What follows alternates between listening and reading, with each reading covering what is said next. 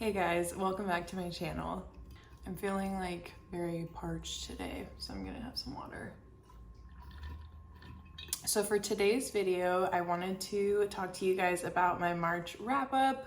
Yay, March is already over. I cannot believe how fast March flew by, at least for me. It was go, go, go, go, go. We had so much going on and now we're already gonna be in April, so super crazy. So on my March TBR, I had 10 books that I had planned on reading and I was able to get to 9 of them. So there was only one book I wasn't able to get to, and honestly, I'm totally fine with that, especially considering how much traveling my husband and I were doing during this last month. So I'm really happy with how much reading I got done, and there were so many good books in here. So in case you didn't see my February wrap-up video, I actually didn't have any 5-star reads that month, so that was a little bit rough. So this month I was definitely on the hunt for a couple of 5-star reads that would just give me that like 5-star feeling. If we're not reading to find 5-star books, like what are we doing? So not only did I find a 5-star read this month, but I found 2, which is really exciting. And then every other book I read besides one was in the 4-star range. So overall, it was a really, really good reading month. I'm really happy with the books that I read, and I'm really excited to talk to you guys about them and just kind of give you guys my feedback and thoughts on these books. So let's go ahead and get started. I really wasn't feeling like picking up a heavy read just to start off the month of March. So the first book I ended up picking up was actually on my Kindle, and that was Artificial Condition by Martha Wells. So this is the second book in the Murderbot Diaries series, and this is a series of little novellas. And it's a sci-fi series about this robot. So this robot has some autonomy, and we really get to see that shine in the first book. He's funny, he's sarcastic, he's kind of quirky, and really he just wants to be like left alone to watch like drama TV series and things like that. So in this book, we follow his journey and kind of see where the story is leading to. Obviously I can't give too much away because this is the second book in a series. So overall, I was really happy with where the story progressed in this book. I feel like it made a lot of sense, and I just really like the characters that we were introduced to. This series is refreshing, it's funny, it's lighthearted, and it's just really easy to read. And if you're maybe not a sci-fi reader but want to get into sci-fi, I think these little novellas are a great place to start. So I ended up giving this book 4.5 stars, and I'm just excited to pick up the next one. So the next book I picked up was actually my first 5-star read of the month, and that was Daisy Hates the Great Undoing by Jessa Hastings. This is the 4th book in the Magnolia Parks universe series, and this is actually the second book written from Daisy and Christian's point of view. Now, there is like so much that happens at this point in the story. I really can't say too much about the plot. I would definitely say that overall this series has just taken me by surprise. I was not expecting to be so attached and hooked into these characters. For those of you who aren't familiar with the Magnolia Parks universe, it is basically about a group of extremely wealthy friends. I think these are like the social elites of London. So these books follow 2 different sets of main characters. So the first book is Magnolia Parks, and that book follows Magnolia and BJ's point of views. And then the second set of characters are the Daisy Hates books, and those follow Daisy and Christian's storyline. I have to give a good fair warning though. This series is not for the faint of heart. It's very, very drama based, but beyond that, it touches on a lot of very sensitive subjects. So I would say with the first book, some of the trigger warnings that I noticed were infidelity, drug abuse, alcoholism, very toxic relationships. But honestly, I would say that every book since then, it kind of gets a little bit worse and worse and worse because of the nature of what these characters are going through. They're not perfect people, and you really are rooting for them to make the right decisions, and it can be really frustrating when they don't and they make the same mistakes that they have, and it's like watching a car accident, but you can't look away. It can be a lot. This can be really intense, but honestly, I think it is really worth the read. The way that Jessa Hastings' writing style really makes it feel like you're reading straight from their heads, as if you're sitting there in their headspace as they're kind of having these thoughts, is really cool. And Like, I don't feel like when I'm reading these books, I feel like it's just very cohesive, very easy to follow, and it's very, very beautiful and lyrical writing. This book in particular was amazing. I loved where the story went, and I really loved to see the perspective of these characters and just what they had to say from the events that took place in the last book. I loved it so much, so this was a 5-star read for me for sure. So I definitely recommend you check it out, but just please check trigger warnings before. I really was looking for more of like a fantasy book to pick up at this point, so I decided to pick up Jade City by Fonda Lee. And this is the first book in the Greenbone saga. This is actually an Asian-inspired high fantasy trilogy, and this book was so good. It basically follows this group of people who live on an island, and certain people on this island are born with natural abilities, and those abilities are enhanced when they're wearing jade. So the like rock substance jade is very abundant on this island, and the mining of the jade is basically controlled by these two very powerful families on this island. In this book, we start to see the balance between these two families completely collapse, and a war starts. It feels like the conflict that happens in this book is very Godfather-y, kind of. Overall, this was a really good first book, I think, in the series, where it was jam-packed full of action and crazy plot twists, but it also had a lot of really big world building elements. So you're meeting a lot of new characters. You're just trying to understand what the magic system is like because it's unique and has very interesting consequences as well. It was a little hard for me to feel invested in the characters as much because there's so much happening on like a grander political scale. As the reader, you are kind of switching point of views from each family, each clan as you're reading. So it's very interesting. I felt very conflicted, like something would happen to one clan and I'd be like, what? No, like, why would they do that? But then it switches point of view to the other clan, and then you kind of see what they're going through and you understand why they're doing things. So there was a lot of conflict in this book, and there was so much like turmoil and just angst that happens. I am very excited to pick up the second book in this series. I believe I gave this book a 4.5 stars. Editing me will have to like confirm that, but this was really good. This was really good, and I really enjoyed it. So then the next book I decided to read is The 7 Husbands of Evelyn Hugo by Taylor Jenkins Reid.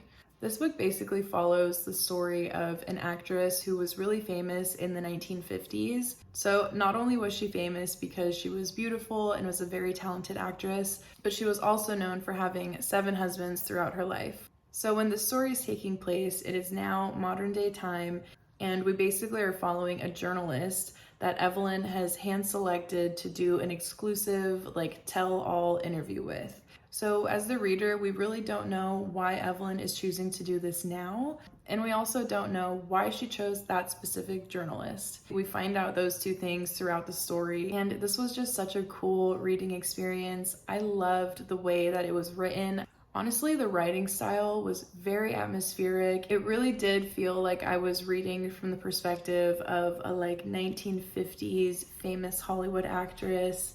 It felt jazzy. It felt like I could just hear like saxophone playing. Like it was just such a cool vibe. And overall, I really enjoyed the reading experience of this book. So there were some parts of this book that did fall a little bit flat to me, and that's just because it was a little bit slower paced, a little bit hard for my focus to like stay engaged with the story when not a lot was happening. So I ended up giving this book 4.5 stars, and I really loved it. All right, so then the next book I picked up was Powerless, and this was written by Lauren Roberts. So in this book, we basically are following a society of people who are broken down into 2 different types. So we have elites who have powers, and then we have ordinaries who do not. So basically within this kingdom, being ordinary has been outlawed. So the people in this society believe that the ordinaries are somehow afflicted by some condition that is spreadable and can take away people's powers who do have abilities. So the main character we follow in this book, her name is Peyton. She is an ordinary. Her main character kind of lives in the slums of this kingdom, and she gets by basically by stealing and pretending to have powers. She kind of profiles people and just pretends that she has abilities when she really doesn't. And one day she basically saves the life of someone very important, and it lands her into this competition while still pretending like she doesn't have powers. I would consider this more of a romantasy book as opposed to a fantasy romance book. This is a dual POV book, and it switches between Peyton's point of view and the character that she meets. I would say there's a lot of tension between the two characters. The dialogue is pretty good and there's good banter. For me, I honestly just wasn't really interested in this story. I didn't really care for the romantic interest, and I just don't feel like I had a lot to relate to with these characters who are supposed to be like 19. I think I just prefer my fantasy books to have romance as a subplot as opposed to the main plot in the story. Don't get me wrong, you guys, this probably works for a lot of other people. It just didn't work for me, so I gave this one 3 stars. Alright, so the next book I picked up was the second 5-star book that I read this month, and that was Morning Star by Pierce Brown. So this was the 3rd book in the Red Rising trilogy. So I've actually been reading this series with my husband. We listened to the audiobook together, and we also kind of like tandem read. So in case you guys aren't familiar, this is a sci-fi series that takes place on Mars, where we follow a society of people who are basically broken down into a caste system that is based on color. So at the very, very bottom of the members in this society are the red, and then at the very, very top are the gold members. And in the first book, we are introduced to a character named Darrow, and he is a red member. So Darrow is basically recruited by a group of rebels to infiltrate Gold Society and take them down from the inside. This was incredible. Oh my gosh. Honestly, this series was an honor to read. This was so special. It is gonna stick with me for life. The writing in this series is deeply profound and so incredible. I just want to know how he does it. He manages to write such compelling characters with an amazing storyline. Now, I was not expecting it to end the way it did. It just went in a direction that I was not expecting, and I am so thrilled with everything in this series. Even if you're not a big sci-fi reader, I feel like so many people would benefit from reading this story and just getting to meet these incredible characters. So if you guys do decide to pick up this series, I would highly recommend checking out the audiobooks that are available on YouTube. So my husband and I have been listening to this channel, and I believe it's called The Bloody Bookmarker. I'll put his information on the screen. We stumbled across this channel, and it's someone who basically reads chapters to you, and the narrator's voice is so spot on for these characters. We are obsessed. So we've listened to every single Red Rising book from his channel. I believe he is still making the last couple chapters that are in this book. I would still highly, highly recommend you guys check it out and go listen to those audiobooks because they're very good. But yeah, this is just an incredible read, and I highly recommend. All right, so then the next book that I read was Magnolia Parks Into the Dark by Jessa Hastings. So this is the 5th book in the Magnolia Parks universe and the 3rd and final book in Magnolia and BJ's point of view. So I was really eager to pick this one up and just get back into their storyline and just find out what was going to happen, because the last book was very intense and ended on a big cliffhanger. So I would say overall, this book was not what I expected it to be. This honestly focused on a lot of heavy content, which did make sense given what had happened at the end of the last book. You're reading about people who are struggling with grief and loss, eating disorders, PTSD, toxic relationships, neglect.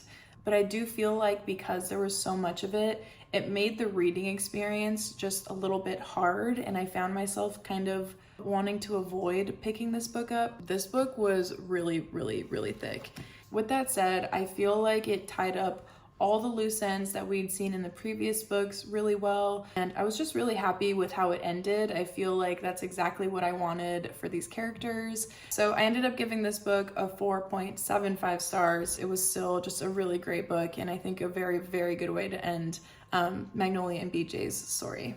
All right, so then the next book I picked up was Tress of the Emerald Sea, and this is written by Brandon Sanderson. So I actually didn't read this copy of the book. I have a copy on my Kindle, so I read that. So this book was my first experience reading Brandon Sanderson's work and writing style. I feel like the story was just such a good classic, like lighthearted fantasy adventure. I feel like it was very evident in his writing style how much fun that he had writing this story. The writing style is very unique and funny. It's quirky, it feels a little random at times, but I really enjoyed this book. I thought it was really cute and funny. I actually really like Tress. I really like the journey that we see her go on from being a more kind of shy, quiet girl. It was really cool to see her kind of grow throughout each of the challenges that she went through, and just the whole adventure that they went on in this world. I thought it was just really cool. So I ended up giving this one a 4.5 stars, and I really am excited to check out the rest of his work. All right, and then the last book that I read this month was Beach Read, and this is written by Emily Henry. So this book follows our female main character, and her name is January. So January is a 29-year-old romance author, and when we first meet her in the story, she's kind of at a really tough place in her life. She's just lost her father, and at his funeral, she finds out some very shocking news that changes her whole view of her life. So January decides to move into one of her dad's old houses for the summer to work on writing and just kind of wrap up the last of his belongings. And while she's there, she ends up running into an old college nemesis who is also an author, and their story kind of takes off from there. So I thought this book was really cute. I think for me personally, I didn't really care for January and Gus's story too much. So because of that, I gave this book a 4 stars. I definitely recommend this one. I think this was a really good, cute read for summer, and I highly recommend. And then, as I mentioned in the beginning of the video, there is one book that I did not get to this month, and that was All In by Jennifer Lynn Barnes. This is the 3rd book in the Naturals series, and I really wanted to pick this book up because I've really been enjoying the series so far. I thought the first books were great, and they're just fun, easy reads. So I wanted to pick this book up, but unfortunately I didn't get a chance to. So I will be adding this back into my TBR list, and hopefully I'll get to pick it up soon. All right, you guys, so those were all the books that I read in the month of March. I feel like I had a really good reading month. I'm so happy that I was able to get to some of the books that I've been like waiting to read for so long. So that was really great, and I'm super happy I had some 5-star reads in here. So thank you guys so much for tuning into today's video. Don't forget to give this video a thumbs up and subscribe if you want to follow along my reading journey, and I will see you guys next time. Bye.